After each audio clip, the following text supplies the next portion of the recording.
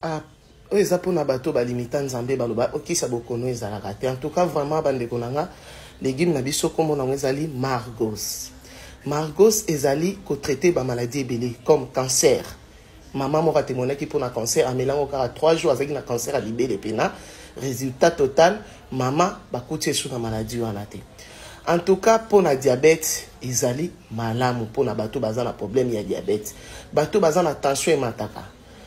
Mataka ezali pe bien pour na bato attention bato basala AVC muto asala ki AVC a témoignaki abandai ko melango abimi na AVC aza guéri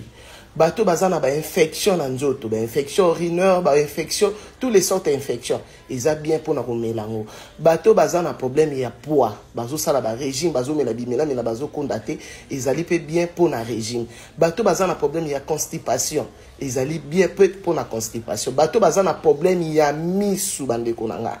misu ngai moko na bandeko melango pour na problème ya misu na komi komona pena clair sur na namuki na tongo ndeza ki sur na namuki fona za plus au moins 5 minutes pour na mona bien na komi pena komona bien et puis nazaki pena problème ya poids na sentir pena ki ngamo na komi koyoka pepele. En tout cas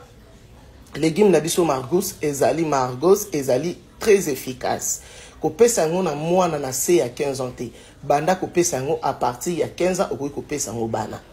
pona bato ya diabète vraiment ezali bien ezali ko kitisa secret mais ezali ko silisa diabète bobeta na Google bokomona ba bienfait ya légume na biso Margos na français pe ezali melon amer ezali wana ezali pona ko traiter ba maladie ebele soki olingo mona ngo foluka ngo bisika ba chinois batekaka biloko ya kolia ba chinois neti na Angola ezali na kati ya sida ya China bisika na supermarché batekaka biloko ya ba chinois na Kinshasa balobi ezali na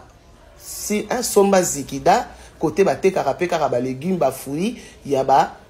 bato na biso libanda ba chinois bato basalela ngo mingi eza ba chinois na ba indien pona bato bazana libanda ya mboka ba France banini yango na biso no bokota na live ya mama Caspo azali ko expliquer bato bazali ko mata o bazali ko somba ngo na ba États-Unis bato bazali ko mata na o bazali libanda bazali ko somba ngo libanda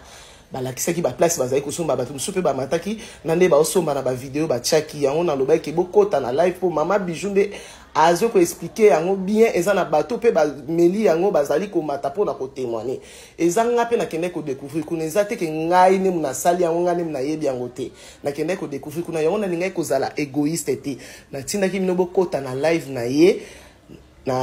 na ye po bo découvrir bien fait ya légume na biso. En tout cas, bandeko nanga vraiment eza très efficace, eza bien pour na ba papa opebo pikiliki eza la ressource malongate. En tout cas, ezo aider makasi. Ba témoignage eza ebele.